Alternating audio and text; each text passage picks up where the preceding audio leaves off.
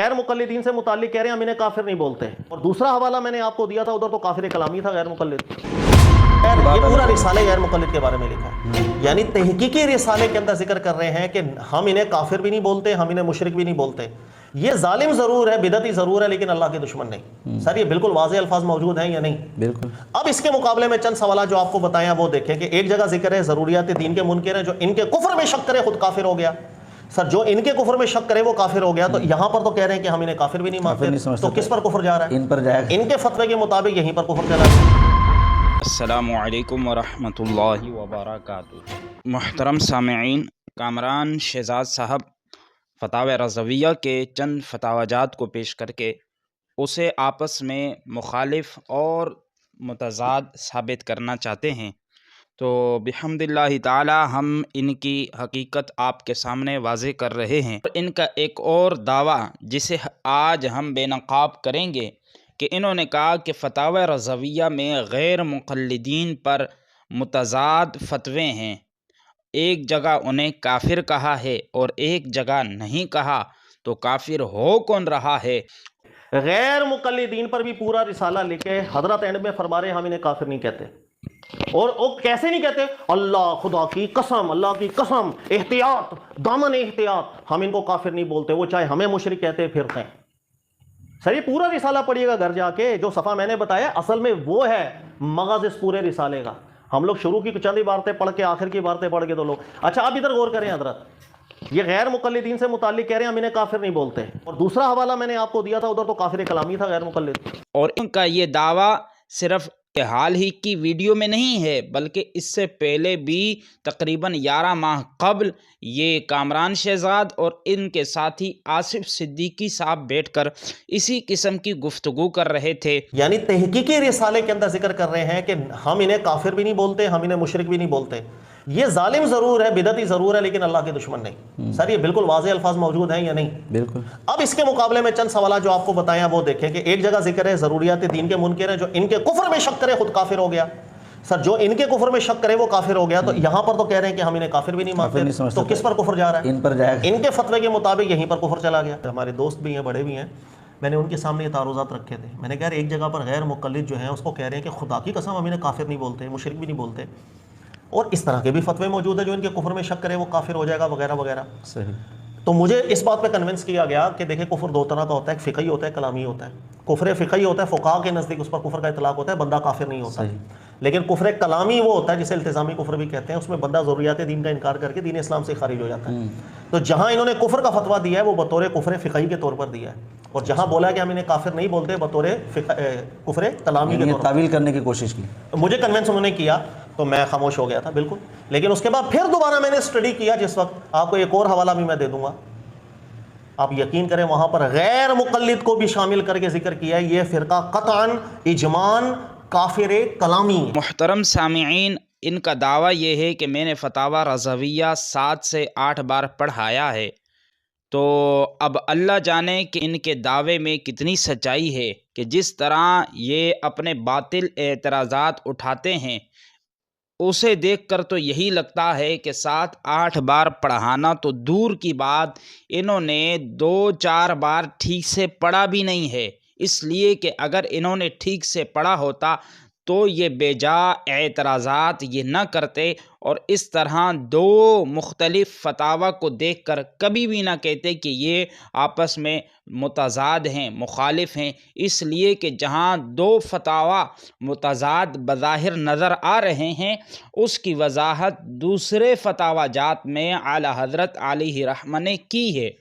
تو محترم سامعین، اب انہوں نے اپنا یہ دعویٰ تو کیا، لیکن ظلم و ستم یہ کیا کہ جہاں سے انہوں نے اعلیٰ حضرت علیہ رحمہ کے یہ فتاوی جات پیش کیے، وہاں انہوں نے ان فتاوی جات کی تاریخ اور سن نہیں بتایا۔ اعلیٰ حضرت علیہ رحمہ نے جہاں غیر مقلدین کے لحاظ سے لکھا ہے کہ وہ قطعاً یقیناً اجماعاً کافر کلامی ہیں، تو وہ فتویٰ اعلیٰ حضرت علیہ رحمہ نے کون سے سن میں دیا ہے؟ تو آپ یہ جلد نمبر 14 صفحہ نمبر 402 سے چند صفحات ہی پیچھے دیکھیں گے تو 394 نمبر صفحے پر، تو یہ تاریخ آپ کے سامنے آ رہی ہے کہ 1339 ہجری 29 محرم الحرام کا یہ فتویٰ ہے۔ تو لہذا 1339 ہجری میں اعلیٰ حضرت علیہ رحمہ غیر مقلدین کے لحاظ سے کفر کلامی کا فتویٰ دے رہے ہیں۔ اور جو دوسرا فتویٰ جو کامران شہزاد صاحب نے پیش کیا کہ یہاں کافر نہیں کہا، تو وہ فتویٰ کب کا ہے؟ وہ انہوں نے اعلیٰ حضرت علیہ رحمہ کے ایک رسالے سے عبارت پیش کی کہ اعلیٰ حضرت علیہ رحمہ وہاں انہیں کافر کلامی نہیں کہہ رہے۔ تو وہ فتویٰ کب کا ہے؟ تو آپ یہ اس رسالے کی ابتدا میں ہی تاریخ دیکھ سکتے ہیں کہ جہاں پر انہیں کافر نہیں کہا جا رہا۔ اس رسالے کا نام ہے النہی الاکید عن الصلاۃ وراء عدی التقلید، کہ دشمن تقلید کے پیچھے نماز ادا کرنا سخت منع ہے۔ تو اب یہ رسالہ کب کا ہے؟ 1305 ہجری میں یہ لکھا گیا ہے۔ تو اعلیٰ حضرت علیہ رحمہ جہاں غیر مقلدین پر تکفیر کلامی نہیں کر رہے، وہ 1305 ہجری کا فتویٰ ہے، اور جہاں اعلیٰ حضرت علیہ رحمہ غیر مقلدین پر کفر کلامی کا فتویٰ دے رہے ہیں، وہ فتویٰ 1339 ہجری کا ہے۔ تو ان کے درمیان تقریباً 34 سال کا فرق ہے، جو کامران شہزاد نے نہیں بتایا، اس لیے کہ اگر بتا دیتا تو اس کا مقدمہ کمزور پڑ جاتا، اس لیے کہ اگر 34 سال کا فرق ہے تو یقیناً غیر مقلدین کی ایسی کوئی خرابی بعد میں پیدا ہوئی ہوگی کہ جس کی بنیاد پر انہیں کافر کلامی کہا جانے لگا۔ یہ تو پہلی دلیل کہ جس کی بنیاد پر کامران شہزاد جھوٹا اور خائن ثابت ہو جاتا ہے۔ اس کے بعد ہم ایک اور دلیل آپ کے سامنے رکھنے والے ہیں کہ جہاں پر اعلیٰ حضرت علیہ رحمہ نے اس چیز کی وضاحت فرما دی کہ غیر مقلدین پر ہم کفر کلامی کا فتویٰ کیوں دے رہے ہیں۔ اعلیٰ حضرت علیہ رحمہ نے ایک رسالہ لکھا جس کا نام ہے المبین ختم النبیین۔ اس رسالے میں اعلیٰ حضرت علیہ رحمہ نے کچھ ایسے لوگوں کا ذکر کیا کہ جو ختم نبوت کے منکر تھے۔ انہی لوگوں میں چند غیر مقلدین کا بھی ذکر کیا گیا کہ جو ختم نبوت کے لحاظ سے وہی نظریہ وہی عقیدہ رکھ رہے تھے جو قاسم نانوتوی نے رکھا۔ تو ان لوگوں کا اعلیٰ حضرت نے اپنے رسالے المبین و ختم النبیین جو 1326 ہجری میں لکھا گیا اس میں ذکر فرمایا۔ اب یہ عبارت آپ کے سامنے ہے۔ اعلیٰ حضرت علیہ رحمہ نے اس رسالے میں پہلے غلام قادیانی دجال کا ذکر کیا کہ اس نے ختم نبوت کا انکار کیا اور اپنی طرف سے وَلَٰكِن رسول اللہ و خاتم النبیین کی آیت کا من مانی معنی اور تفسیر کی۔ اس کے بعد اعلیٰ حضرت علیہ رحمہ نے قاسم نانوتوی کا ذکر کیا۔ پھر تیسرے نمبر پر اعلیٰ حضرت علیہ رحمہ نے یہ تحریر کیا کہ ایک اور مرتد نے لکھا کہ خاتم النبیین ہونا حضرت رسالت صلی اللہ علیہ وسلم کا بنسبت اس سلسلہ محدودہ کے ہے، نہ بنسبت جمیع سلاسل عوالم کے، بس اور مخلوقات کا اور زمینوں میں نبی ہونا ہرگز منافی خاتم النبیین کے نہیں۔ جمع محل باللام امثال اس مقام پر مخصوص ہوتی ہیں۔ تو جناب عالی آپ یہ دیکھ سکتے ہیں کہ یہاں اعلیٰ حضرت علیہ رحمہ نے ایک مرتد کی عبارت لکھی۔ وہ مرتد کون ہے؟ وہ غیر مقلد ہے، نام اس کا امیر احمد سہسوانی ہے۔ اس نے اپنے کتاب مجموعہ مناظرہ احمدیہ میں یہ عبارت لکھی اور اس طریقے سے اس نے کفر بکا۔ اور پھر ایک اور غیر مقلد جس نے اسی قسم کی باتیں کی اس کا بھی ذکر اعلیٰ حضرت علیہ رحمہ نے اس رسالے میں کیا کہ ان شیاطین سے بڑھ کر اور بعض ابلیسوں نے لکھا کہ اہل اسلام کے بعض فرقے ختم نبوت کے ہی قائل نہیں اور بعض قائل ختم نبوت تشریعی کے ہیں نہ کہ مطلق نبوت کے۔ تو اب یہاں پر یہ غیر مقلد ہے اور صدیق پشاوری ہے، اس نے اپنی کتاب تحریر اسمی میں یہ کفریہ عبارت لکھی۔ تو اب جناب عالی یہ لوگ کھلم کھلا ختم نبوت کا انکار کر رہے ہیں اور کہہ رہے ہیں کہ بعض اہل اسلام کے فرقے ختم نبوت کو مانتے ہی نہیں ہیں، اور جو مانتے بھی ہیں وہ یوں ختم نبوت کو مانتے ہیں کہ نبی علیہ السلام شریعت جدیدہ لانے میں آخری نبی ہیں، آپ کے بعد کوئی شریعت جدیدہ نہیں لا سکتا، ہاں نبی علیہ السلام کی شریعت کے تابع ہو کر کوئی بھی نبی آ سکتا ہے۔ تو اس طریقے کی کفریہ باتیں ان غیر مقلدین نے کی، جس کی بنیاد پر پھر اعلیٰ حضرت علیہ رحمہ نے ان غیر مقلدین کی تکفیر کی جو اس قسم کے کفریہ عقائد و نظریات رکھتے ہیں۔ تو لہذا یہ رسالہ آپ کے سامنے پیش کر کے میں نے اس بات کو بالکل واضح کر دیا کہ کامران شہزاد صاحب کا یہ دعویٰ کہ میں نے 7-8 بار پڑھایا ہے، اس کی حقیقت یہاں کھل جاتی ہے کہ انہوں نے پڑھانا دور کی بات، پڑھا بھی نہیں ہے صحیح سے، کیونکہ پڑھا ہوتا تو انہیں یہ نظر آیا ہوتا کہ اعلیٰ حضرت علیہ رحمہ 1326 ہجری میں ان غیر مقلدین کا ذکر فرما رہے ہیں کہ یہ ختم نبوت کے منکر ہیں، اور یہ یوں قرآن کریم کی آیت کا غلط معنی اور تفسیر کر رہے ہیں جس طرح غلام قادیانی نے کی، حالانکہ وَلَٰكِن رسول اللہ وخاتم النبیین کی آیت کا معنی پوری امت کا اس پر اجماع ہے کہ نبی علیہ السلام آخری نبی ہیں اور تمام نبیوں کے آخر ہیں، یہی معنی ہے، لیکن ان لوگوں نے اس معنی میں اپنا من مانی کا معنی کیا، غلط تفسیر کی، جس کی بنیاد پر ان پر کفر کلامی کا فتویٰ دیا گیا۔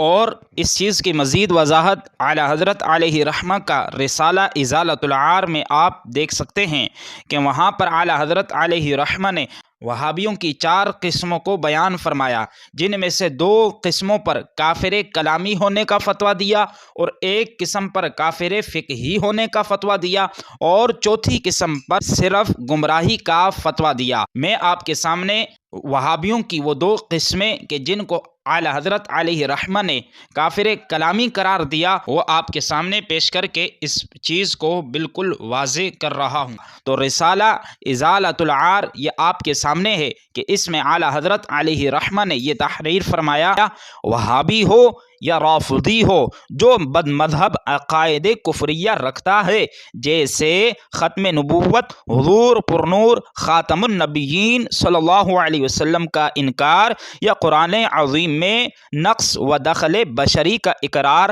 تو ایسوں سے نکاح باجماع مسلمین بالقطع والیقین باطل محض و زنائے صرف ہے، اگرچہ صورت سوال کی عکس ہو۔ تو لہذا یہاں پر اعلیٰ حضرت علیہ رحمہ بتا رہے ہیں کہ جو بھی وہابی ہو وہ اگر عقائد کفریہ رکھتا ہے تو اس کی مثال کیا دی کہ ختم نبوت صلی اللہ علیہ وسلم کا منکر ہو، جس طرح قاسم نانوتوی نے اس کے لحاظ سے قول کیا، اور پھر 2 غیر مقلدین میں نے جو ذکر کی انہوں نے ختم نبوت کا انکار کیا اور قرآن کریم کی آیت کا غلط معنی غلط تفسیر کی۔ تو آپ فرما رہے ہیں ایسا وہابی کون ہے؟ کافر کلامی ہے۔ اور پھر اگلی قسم میں اعلیٰ حضرت علیہ رحمہ نے یہ بھی ذکر کیا کہ دوسری قسم کون سی ہے جس پر کافر کلامی کا فتویٰ ہے، تو آپ نے فرمایا اور اگر ایسے عقائد خود نہیں رکھتا مگر کبرائے وہابیہ یا مجتہدین روافد خذلہم اللہ تعالی کے وہ عقائد رکھتے ہیں، انہیں امام اور پیشوا یا مسلمان ہی مانتا ہے، تو بھی یقیناً اجماعاً خود کافر ہے کہ جس طرح ضروریات دین کا انکار کفر ہے، یوں ہی ان کے منکر کو کافر نہ جاننا بھی کفر ہے۔ حضرات گرامی، یہ میں نے آپ کے سامنے اعلیٰ حضرت علیہ رحمہ کے رسالہ ازالۃ العار سے یہ 2 قسم کے وہابیوں کا ذکر کر دیا کہ جن پر اعلیٰ حضرت علیہ رحمہ قطعاً اجماعاً یقیناً کافر ہونے کا فتویٰ دے رہے ہیں، یعنی کافر کلامی ہونے کا۔ تو وہ کون لوگ ہیں؟ ایک قسم وہ کہ جو خود عقائد کفریہ رکھتے ہوں جیسے ختم نبوت کا انکار، اور دوسری قسم کون؟ جو ان عقائد کفریہ رکھنے والوں کو صرف امام یا صرف مسلمان ہی مانتے ہوں، تو فرمایا وہ لوگ بھی کافر کلامی ہیں۔ تو یہاں یہ بات کھل کر سامنے آ جاتی ہے کہ اعلیٰ حضرت علیہ رحمہ اگر 1305 یا 1307 کا بھی انہوں نے ایک فتویٰ پیش کیا جس میں کافر کلامی نہیں کہا گیا، تو वहाँ पर आला हज़रत अलैहि रहमा गैर मुक़ल्लिदीन पर काफ़िर कलामी का फ़तवा इसलिए नहीं दे रहे कि वहाँ ये ख़त्म नबूवत का इनकार और इसी तरीके से जो ख़त्म नबूवत का इनकार करते हैं उन्हें इमाम और पेशवा मानने का मर्ज़ इनमें नहीं था, ये सबब नहीं था। तो जिसकी बुनियाद पर काफ़िर कलामी होने का फ़तवा आला हज़रत अलैहि रहमा ने नहीं दिया, और अगर बाद में आला हज़रत गैर मुक़ल्लिदीन पर काफ़िर कलामी होने का फ़तवा दे रहे हैं तो वहाँ ख़त्म नबूवत का इनकार या इनकार करने वालों को इमाम व पेशवा या सिर्फ मुसलमान मानने का मर्ज़ है। ये सबब है जिसकी बुनियाद पर आला हज़रत काफ़िर कलामी का फ़तवा दे रहे हैं। तो लिहाजा जब ये चीज़ें फ़तावा रज़विया में ही मौजूद हैं और तहकीकी रसाइल में भी मौजूद हैं, तो इसके बावजूद कामरान शहज़ाद का प्रोपेगंडा ये बात वाज़े करता है कि जनाब आली के अंदर या तो बुग़्ज़ है या जहालत है कि फ़तावा रज़विया समझने की सलाहियत नहीं है, पढ़ने की सलाहियत नहीं है, जिसकी बुनियाद पर ये शोर व गुल मचाते हैं और अपने ज़ौम में चंद फ़तावाजात को पेश करके मुखालिफ और मुतज़ाद साबित करने की नाकाम कोशिश करते हैं।